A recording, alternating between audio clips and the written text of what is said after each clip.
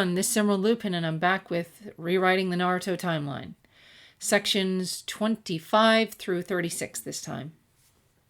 Section number 25, the Leaf Sand War. This war is total fanon, but with very good reason.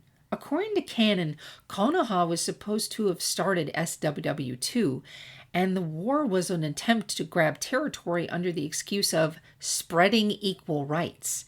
Economic disparity between the great nations was also a factor.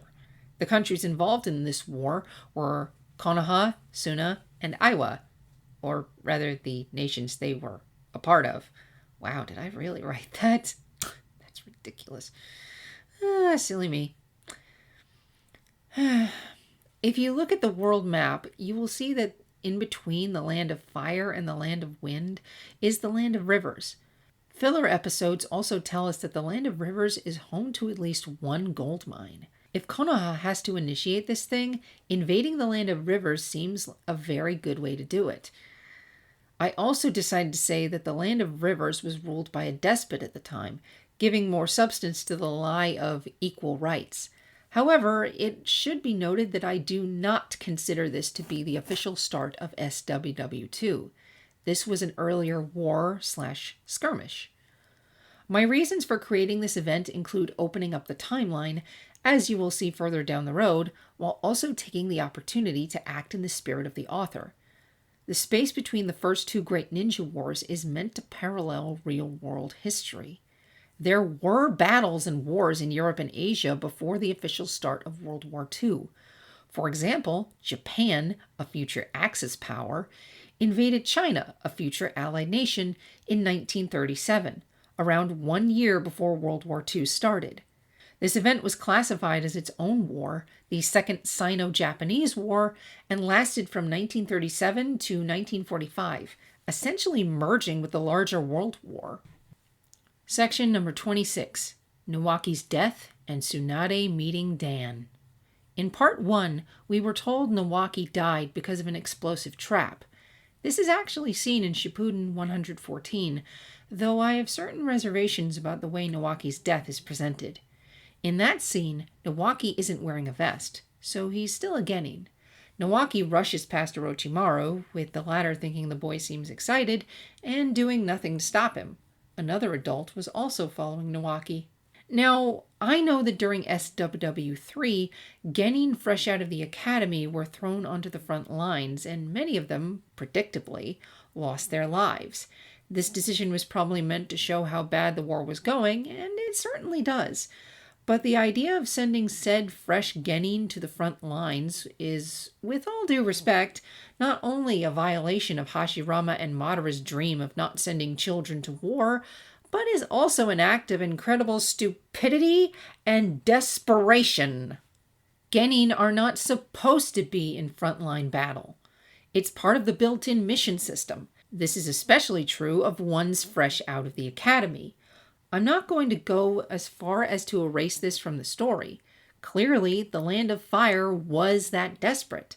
However, it would probably be good if this sort of thing was restricted to SWW3 and not regularly done, unless you wanted to do something with it in a fanfic. This is why, in my timeline, Nawaki wasn't supposed to be fighting on the front lines. This version of events works better for the series' story overall. It flows effortlessly into Tsunade's entire character journey and the lie she embraced before she met Naruto. She believed the job of Hokage was a fool's dream, only fit for reckless and short deaths.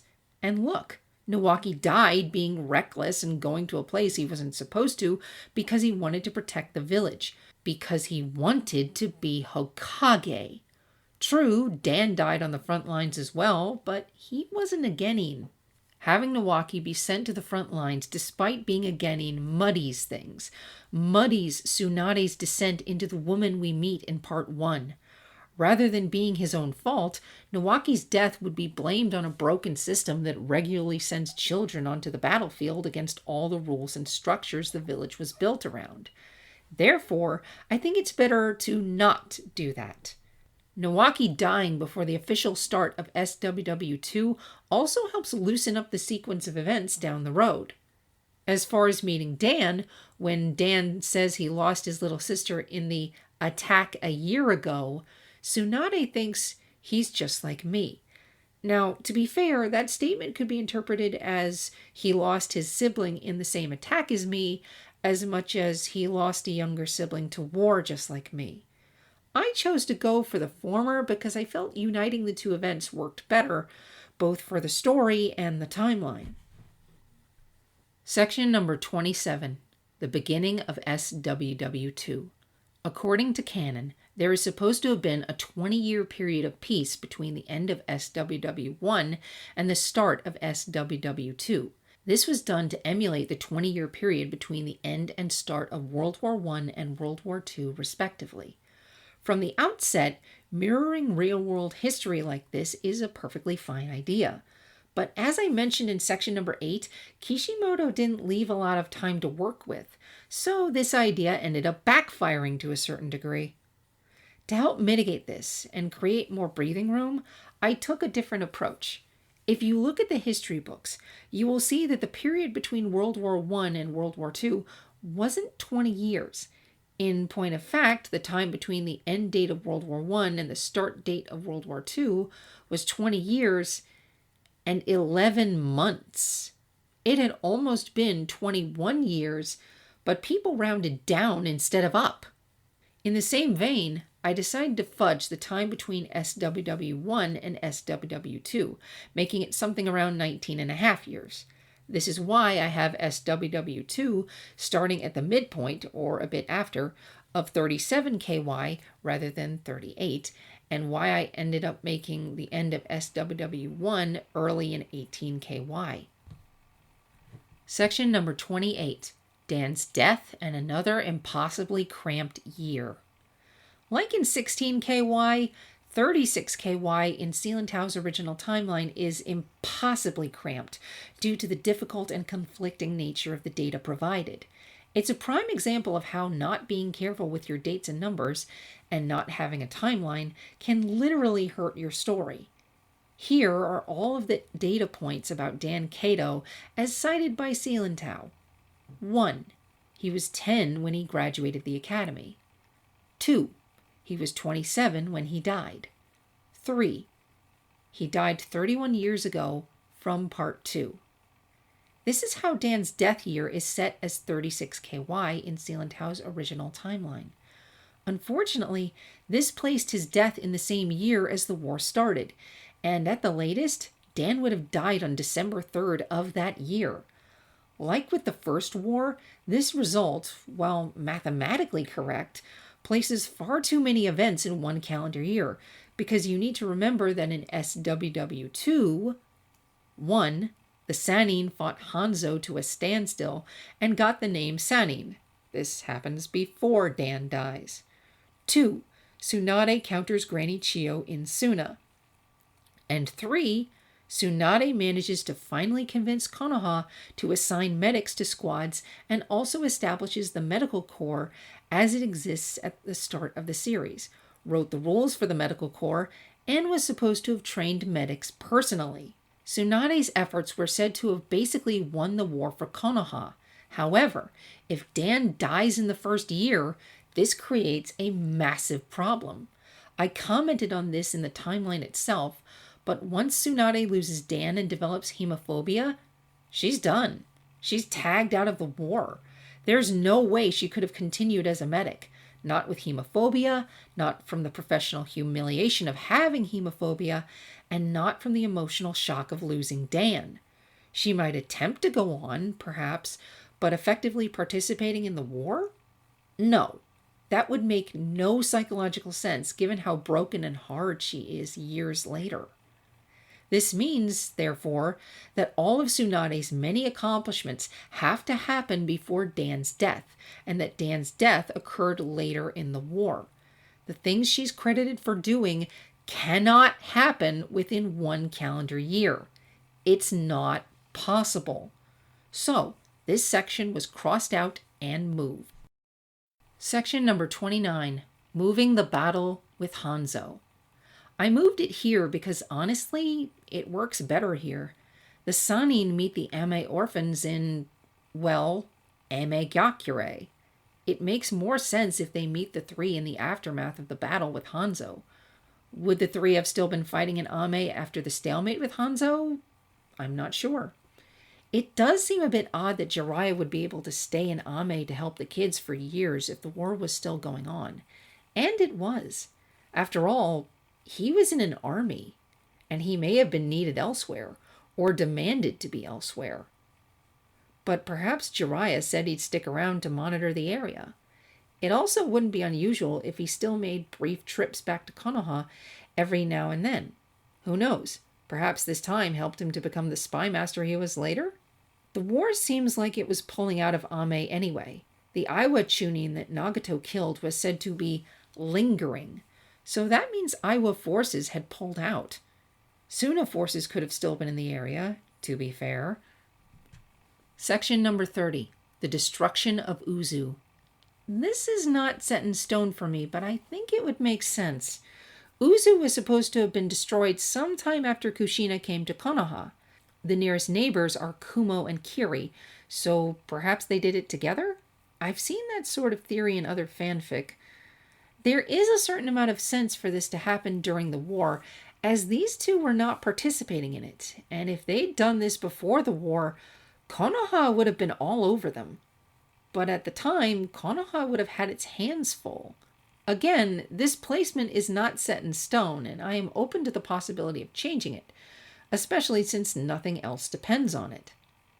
Section number 31. The end of SWW2, and Tsunade leaves the village with Shizune. This year seemed the best one to end the war in.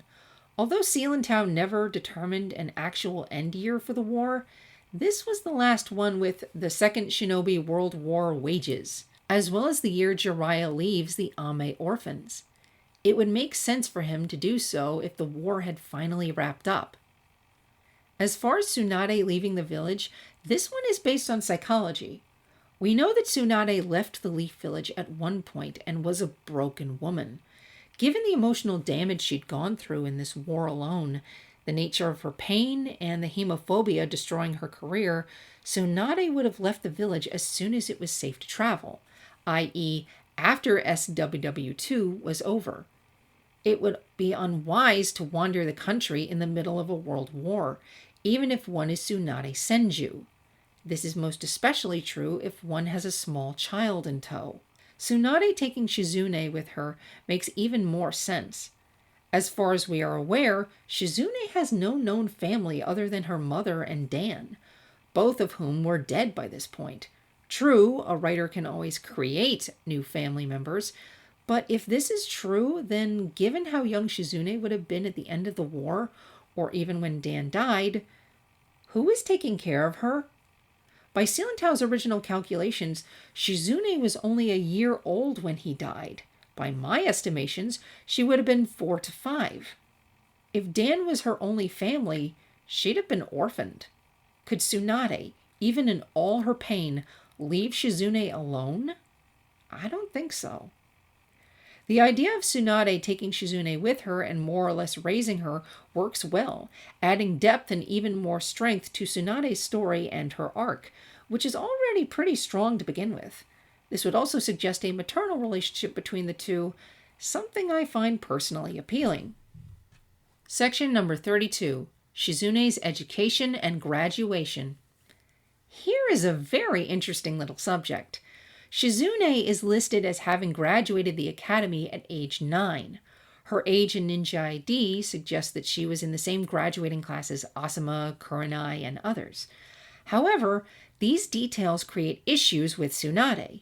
As stated above, with everything that happened, Tsunade would have wanted to leave the village as soon as possible. I set the end of SWW2 as 41 KY, and that's also the earliest year for it to end by Sealantao's research as well.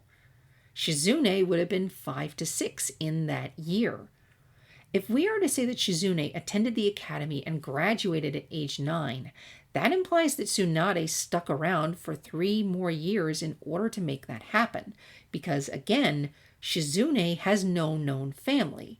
This is not even accounting for the fact that Shizune made Chunin at 13, a mere 2 years before Naruto was born. Tsunade lost all her love for the Leaf Village. The idea that she'd stick around that long is very hard to believe.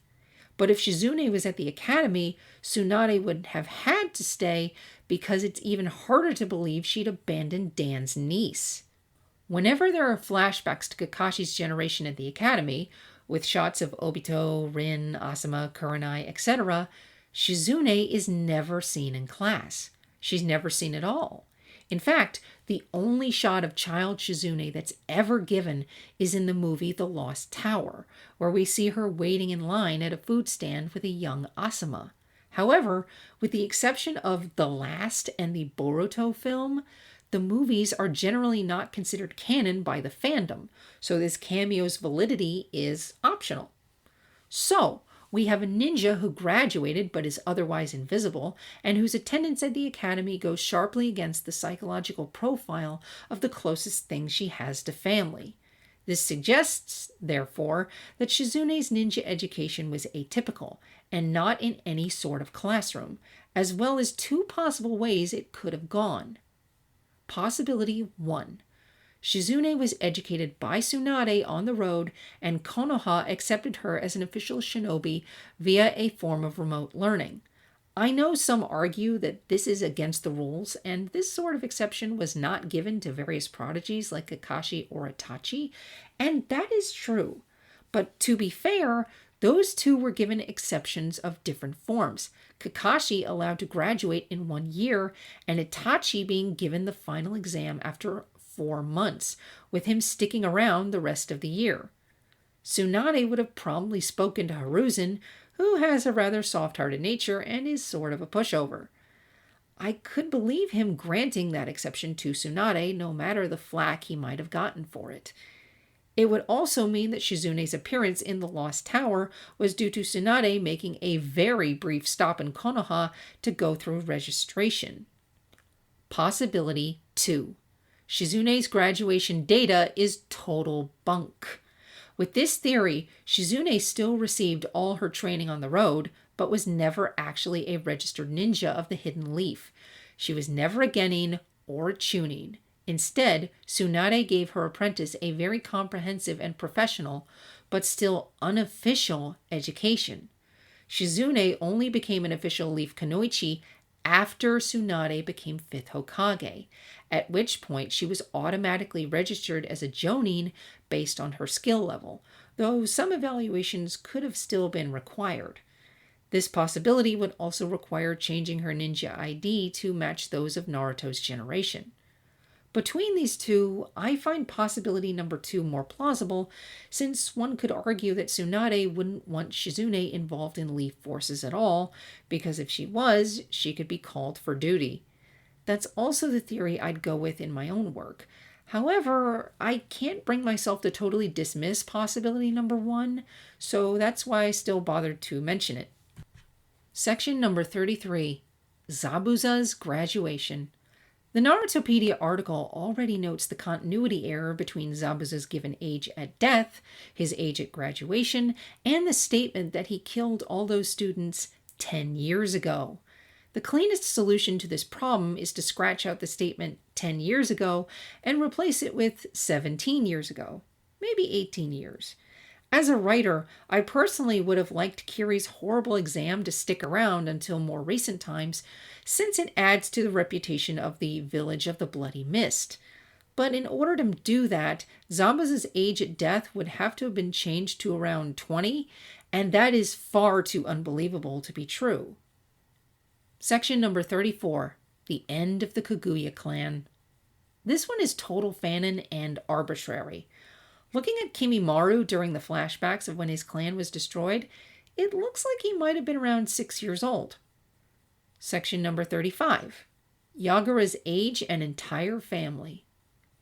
This was my own attempt to try and sort out the knot that is Yagura's age. In Boruto, they gave him a grandson, Kagura. This is a bit hard to swallow with how young Yagura looks and the general timing of things, but I made it work. First, I decided that Kagura was 12 years old. I then decided that Boruto started in 82 KY. This would make Kagura's birth year 70 KY.